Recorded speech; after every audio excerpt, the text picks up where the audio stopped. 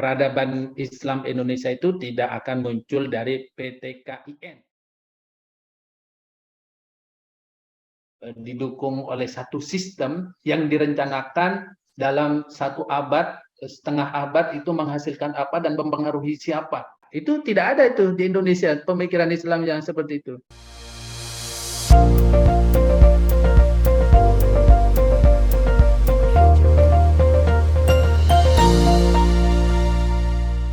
Matahari pagi begitu indahnya, indah dipandang di tepi bukit tinggi. Kita masuki acara selanjutnya. Nama lengkap beliau Dr. Humaydi STHI MUD. Beliau menjabat sebagai lektor Hukum 300. Beliau berasal dari Unit Fakultas Usuluddin Universitas Islam Negeri Syarif Hidayatullah.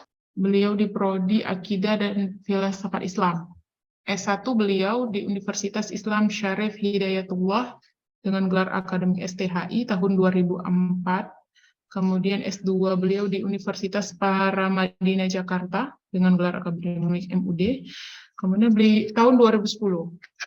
Yang terakhir S3 beliau di Universitas Islam Negeri Syarif Hidayatullah, gelar akademik doktor dengan tahun tamatnya 2013. Kepada Bapak dipersilakan. Baik, terima kasih moderator. Bismillahirrahmanirrahim. Assalamualaikum warahmatullahi wabarakatuh. Alhamdulillahirabbil alamin wassalatu wassalamu ala asyrofil anbiya'i wal mursalin wa ala alihi wa sahbihi ajma'in amma ba'du. Ya, terima kasih juga sudah diundang untuk partisipasi di acara yang saya kira cukup menggugah, saya sebutnya cukup menggugah karena biasanya judulnya itu limadza ta'akhkharal muslimun. Misalnya, kenapa umat Islam tertinggal? Saya kira judulnya hari ini kebaliknya. Kenapa pemikiran Islam Indonesia tidak mendunia? Nah, ini saya kira yang saya sebut menggugah. Hanya membuat slide, nanti semoga saya bisa share ya. Ini hanya catatan saya saja, belum berdasarkan pada hasil penelitian. Tentunya kalau kita bertanya kenapa pemikiran Islam Indonesia tidak mendunia, pertanyaan lain misalnya memang benar untuk membuktikan itu misalnya. Nah, pertanyaan itu apakah benar tidak mendunia? Apa buktinya kira-kira? Kalau kita lihat, saya barusan buka, kalau dalam sekarang kan istilahnya dari mana kita bisa mengukur secara sederhana. Nah, ini contohnya World Scientist Ranking 2023 misalnya. Nah, kalau di sini disebutkan ada 8 tokoh Indonesia yang menduduki 8 ilmuwan terbaik Indonesia versi ini, Scientific Index ini. Nah, kita menggunakan istilah indeks kan sekarang. Indeksnya itu di mana posisi kita? Termasuk kampus-kampus sekarang kan menggunakan indeks itu.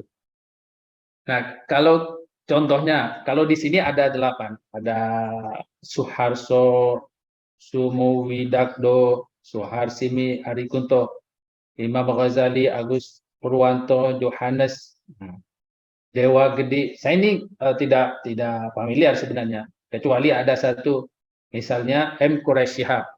Nah, ini tadi sudah disebutkan, M. Quraish Shihab. Ada namanya di sini. Di sini mendapatkan 57. Kalau yang paling atas itu 161. Itu salah satu contoh saja. Di antara tokoh yang lain, misalnya kalau kita buka Azumadi Azra, buka aja. Nanti saya sebutkan juga. Almarhum Azumadi Azra, kalau Quraish Shihab kan masih hidup. Azumadi Azra itu berapa di Google Scholar dia? Dirujuk berapa? Kalau di sini ada 20.237 kali. Dari indeks itu saya kira membuktikan sebenarnya ada nggak pengaruh. Saya menggunakan teori pengaruh dan hegemoni nanti. Pengaruh itu terhadap dunia, saya kira ada. Itu bisa dijadikan sebagai salah satu indikator. Sudah mendunia nggak? Kalau Azumadi Azra pasti disebut sebagai cendekiawan Muslim. Quraish Shihab cendekiawan Muslim, ya. Itu tidak bisa dibantah. Hamka misalnya cendekiawan Muslim, iya. Kalaupun Hamka bisa jadi kalau dilihat dari indeksnya mungkin tidak ada ya. karena belum masanya. Tapi sekarang mudah untuk kita mendeteksi itu. Tapi sebelum membahas tentang itu, saya kira saya buat coretan saja. Tadi pagi setengah jam yang lalu sebelum dimulai ini, misalnya untuk menjawab pertanyaan di atas dapat dilihat dari beragam aspek sebenarnya. Bisa dari historis, misalnya kalau di sini kan disebutnya historis. Ini kelihatan ya, ya misalnya dari segi historis. Kalau di sini saya sebutkan ada pertanyaan-pertanyaan turunan, lalu corak pemikiran, lalu perkembangan pengetahuan, sejauh mana perkembangan pengetahuan Indonesia, apakah masih mengekor? Bisa jadi iya, bisa jadi juga tidak. Lalu tradisi ilmiah itu gimana di Indonesia saat ini ya? Nah, apakah sama, masih mengekor juga atau sudah punya inovasi-inovasi? Sejauh yang saya lihat nanti kita bisa explore bersama, pengaruh itu bisa mendunia itu karena dia tidak menjadi pengikut, tapi sudah menciptakan, menemukan satu teori baru, dan itulah biasanya yang memberikan efek atau dampak terhadap kepada yang lain sehingga menjadi objek studi sebenarnya dalam penelitian. Bahasa kekuasaan, nah saya kira nanti saya fokus kekuasaan aja. Lalu sosiologis.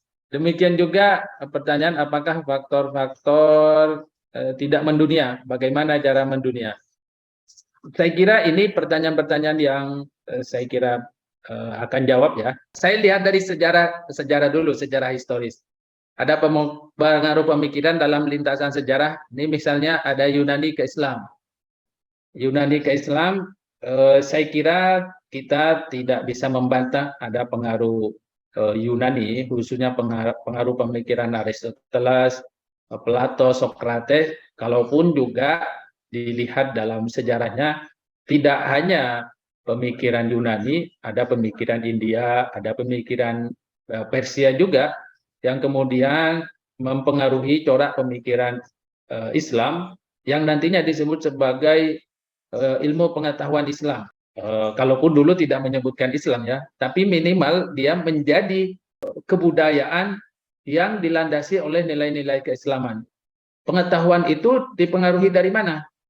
Dari Yunani, dari Persia, dari India. Pertanyaannya, yang mempengaruhi tersebut mendunia nggak? Iya, itu maksud saya. Yunani mendunia sampai sekarang iya. Makanya kalau belajar filsafat sampai sekarang kalau tidak menyebut Plato ya nggak absah tuh. Kalau tidak menyebut Socrates dan Aristoteles termasuk dalam pendidikan maupun psikologi kalau tidak menyebut tokoh itu berarti tidak punya akar. Nah, itu salah satu indikasi dari mendunia kalau menjadi ukuran ya standar. Nanti sama di Islam begitu ya. Makanya disebutkan Al-Farabi disebut New Platonis. Ini saya sebutkan. Kenapa mereka bisa mendunia termasuk Yunani? Di antaranya pengaruh kekuasaan, misalnya Alexander the Great. Alexander the Great itu menguasai seluruh kawasan yang disebutnya sekitar Arab itu, termasuk Yunani. Itu menguasai dunia itu, ke bawah juga pemikirannya. Kemudian inilah yang kemudian dipelajari. Helenis misalnya hidupnya kan di Syria. Syria sekitar abad ketiga sampai keempat Masehi, ketika Islam hadir dan menguasai Syria, karya-karya itulah yang kemudian dibawa ke Baghdad untuk diterjemahkan.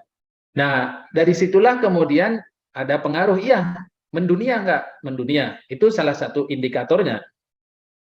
Dari situlah kemudian ada proses penerjemahan, lalu menciptakan satu teori baru, kemudian satu bentuk karya ilmiah, pemikiran rasional, kemudian mendunia. Dalam sejarahnya kemudian disebut sebagai masa keemasan Islam. Tercipta satu teori baru. Nah, itulah yang kemudian disebut tadi kualitas. Ya. Apakah ini memberikan pengaruh nantinya? Lalu kemudian di sini saya sebutkan Islam ke barat. Ada pengaruh. Sangat banyak penelitian yang membuktikan itu. Adanya pengaruh tersebut. Misalnya Al-Ghazali, Ibnu Rushd, Ibnu Sina, karyanya dalam bidang bidang kedokteran, Al-Ghazali dalam bidang teologi ke Thomas Aquinas, Ibnu Rushd dalam bidang pemikiran rasional, itu tidak bisa dibantah itu. Dalam bidang sains yang mempengaruhi terhadap Galileo Galilei, As-Sahrawi misalnya, Surawadid, Nasruddin Antusi, itu tidak bisa dibantah itu. Dari beberapa penelitian, bukan orang Islam yang membuktikan, Barat juga telah membuktikan. Pengaruh mendunia, ya. Islam mendunia. Apa faktornya? Saya kira nanti kita bahas itu. Lalu kemudian berpindah dari timur ke barat termasuk Indonesia. Kalau saya sebutkan di sini secara umum, sistem pendidikan dan pemikiran di Indonesia termasuk Islam adalah barat. Western, iya. Westernize, iya. Barat mendunia, iya. Karena bisa dilihat dari faktor itu. Beberapa banyak kita kalau menulis harus mengutip pemikiran-pemikiran barat. Kalau nulis psikologi tidak mengutip Abraham Maslow, tidak mengutip Sigmund Freud analisa. Dalam bidang pendidikan kalau tidak mengutip tokoh pendidikan barat misalnya yang membebaskan, tidak usah itu. Itu tanda kita barat, pemikiran barat mendunia. Apa faktornya? Kita bisa melihat faktor-faktor itu nanti ya. Nah, ini contoh saja. Kita tidak bisa bantah pemikiran sistem pendidikan Islam di Indonesia, termasuk di PTKI, bahkan pesantren misalnya saya sebutkan, itu pengaruh Barat. Iya, dipengaruhi itu. Zumardi Azhar sudah membahas itu. Nah, ini faktor-faktor yang mempengaruhi. Ada perkembangan pemikiran yang sangat tinggi, tadi kualitas. Kalau contohnya ya, contohnya di Yunani itu tadi saya sebutnya Yunani. Itu karena memang secara pemikiran tinggi, penemuan-penemuan kebaruan dan pemikiran nasional itu tinggi. Kenapa kemudian Hellenis yang kemudian disebut sebagai, kalau disebutnya Westernization, analoginya atau contohnya sekarang, Hellenis itu kan disebutnya satu masyarakat yang mencoba mengikuti kehidupan seperti Plato, Aristoteles, dan Socrates. Itu disebut sebagai Hellenized. Mereka punya pemikiran baru? Enggak. Mereka hanya mengikuti tokoh-tokoh itu. Maka disebut sebagai Hellenized. Pemikiran-pemikiran inilah kemudian diturunkan menjadi, kemudian kalau Janur menyebutnya Hellenisasi dalam Islam. Padahal sebenarnya Hellenized itu sendiri pengikut Aristoteles, Plato, dan Socrates tadi. Itu sama seperti itu. Karena kenapa di Yunani? Karena memang budaya pemikirannya tinggi. Apa ukuran ketinggian itu? Kalau saya nyebutnya karena orang filsafat rasional. Ya, gitu maksud saya. Kenapa India bisa menjadi berpengaruh terhadap Islam? Persia dalam konteks sains misalnya. Karena pemikiran mereka adalah tinggi. Iya, India saya kira tidak menguasai secara kekuasaan ya. Persia, India juga. Tapi karena kualitas pemikirannya tinggi, mempengaruhi orang yang curiosity, keilmuan, keingin ketahuannya tinggi, dia akan mencari. Lalu menguasai tradisi ilmiah yang membudaya. Salah satunya adalah, kalau disebut tradisi ilmiah itu adalah menulis. Socrates misalnya tidak punya karya tulis, tapi untungnya dicatat oleh Plato dan murid-muridnya. Meno, itulah yang kemudian menjadi satu referensi yang kemudian kita bisa baca. Nah, itulah yang salah satu tanda-tanda dari disebut tradisi ilmiah berkembang. Di Islam, saya kira cukup bagus itu, yang kemudian disebut era keemasan. Karena karya-karya itulah yang dibaca oleh Barat, yang kemudian menjadi referensi. Termasuk, saya sebut sekali lagi, karya Konon Fitib Ibnu Sina, di antaranya ya, yang menjadi referensi sampai abad ke-19 di Italia. Itu adalah bukti bahwa tradisi ilmiah di dalam Islam itu sangat tinggi dan berkembang. Lalu menguasai dunia. Ini yang saya sebut sebagai pengaruh kekuasaan. Pengaruh kekuasaan itu cukup luar biasa.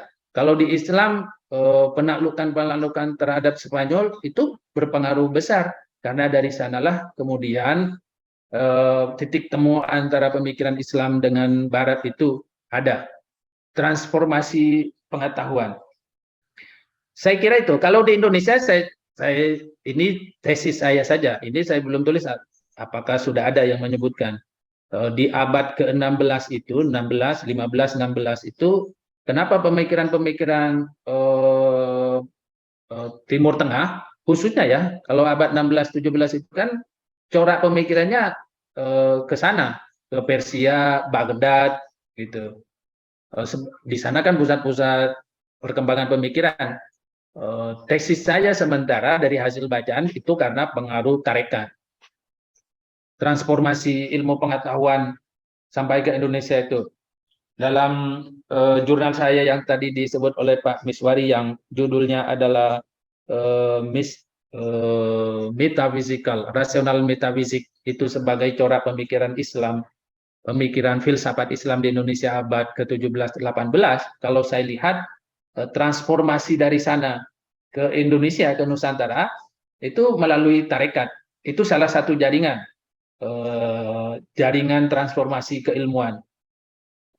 Dari segi kekuasaan saya kira itu tidak terlalu banyak berpengaruh karena pada abad tersebut di Islam saya kira sudah mundur.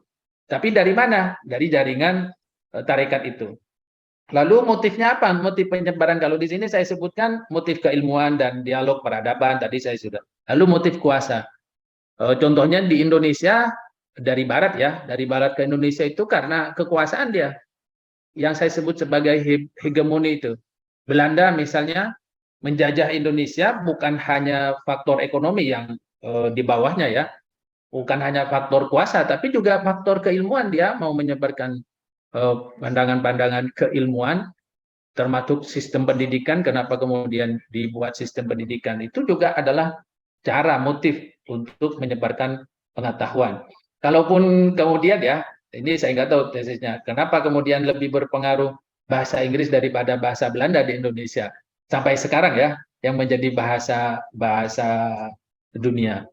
Yang ketiga motif ekonomi, yang selanjutnya adalah motif agama.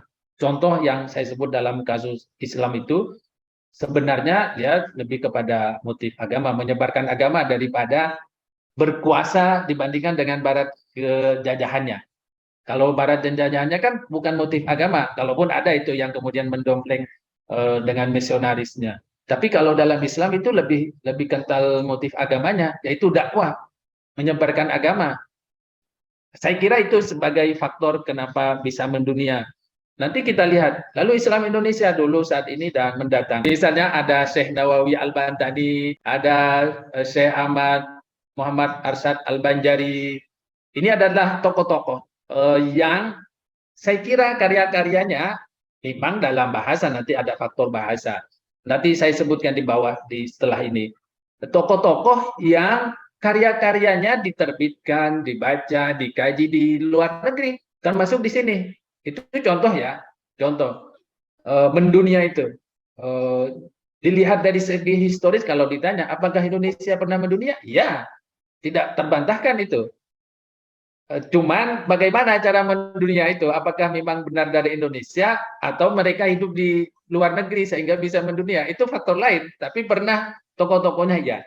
Termasuk ini dalam konteks modern ini, saya sebutkan misalnya Buya Hamka. Itu luar biasa pengaruhnya di Malaysia ya, saya kira.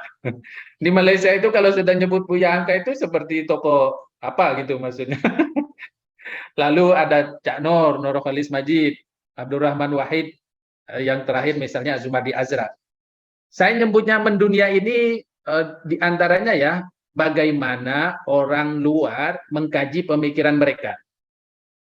Itu salah satunya sebagai indikator. Saya kira ada banyak tokoh yang mengkaji tokoh-tokoh ini, termasuk Zumardi Azra, Harun Nasution misalnya. Bukan orang Indonesia yang mengkaji, tapi mereka mengkaji. Ini salah satu tanda-tanda indikator dari mendunia itu. Tapi lalu corak pemikiran di atas bagaimana? Pertama sebelum kemerdekaan bersifat teologis. Ini menurut saya fikih tafsir. Makanya kalau disebut itu fikih oriented. Oleh karena itu kenapa Harun Nasution ketika berkuasa menjadi rektor merubah kurikulum, membuka prodi filsafat dalam rangka agar tidak fikih oriented. Dalam pemikiran modern misalnya historis politik ya, kalaupun juga ada tafsir seperti Quraish Shihab tadi saya sebutkan, historis Azumardi Azra, politik Gus Dur misalnya. Kedua, pada abad-abad sebelum kemerdekaan mereka tidak hidup di Nusantara. Ini saya sebutnya sebenarnya mereka tidak hidup di Nusantara. Rata-rata yang saya sebutkan tokoh di atas itu sebelum kemerdekaan mereka di Mekah. Di Mekah, makanya kalau disebut ini adalah jaringan Haromain istilahnya. Mereka memang hidup di pusat peradaban.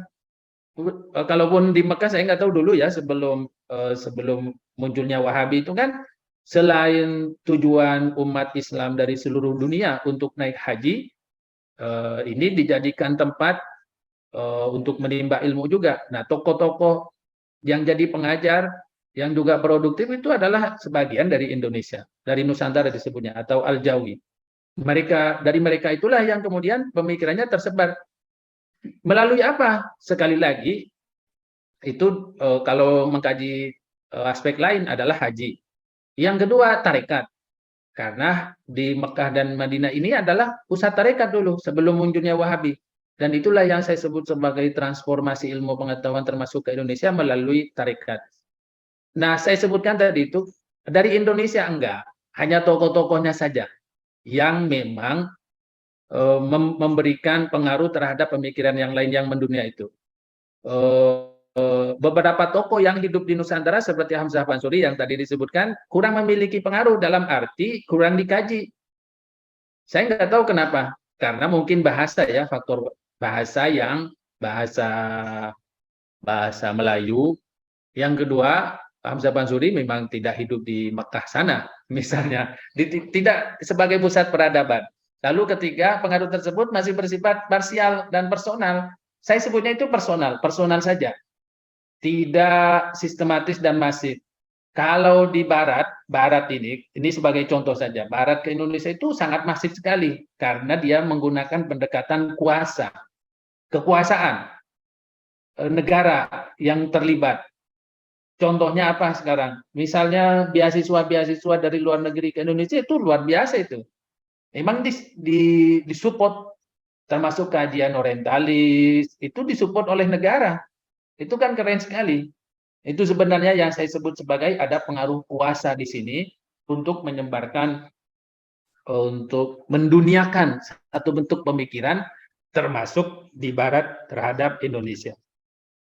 Lalu bagaimana masa depan Indonesia ini pemikiran saja. Konteks politik misalnya berharap para negara. Saya nggak tahu ke depan politik Indonesia itu apakah masih familiar dengan ide-ide keislaman. Kalau saya sebut tadi Azumardi Azra, Cak Nur, itu kan bukan karena saya sebutnya bukan karena faktor negara, karena memang kualitas personal. Makanya Cak Nur juga nyebutnya menyebarkan pemikiran secara kultural disebutnya, bukan karena kuasa. Kalaupun ada jaringan juga, misalnya Cak Nur jaringan HMI, Azumardi Azra HMI, Gus Dur melalui NU, Hamka, Muhammadiyah. Nah, itu non-government namanya. Itulah kenapa disebut sebagai kultural. Pengaruh negara ya sangat sedikit sekali. Kalaupun memang salah satu faktor berkembangnya suatu bentuk pemikiran itu karena negara damai. Indonesia alhamdulillah damai. Minimal itu.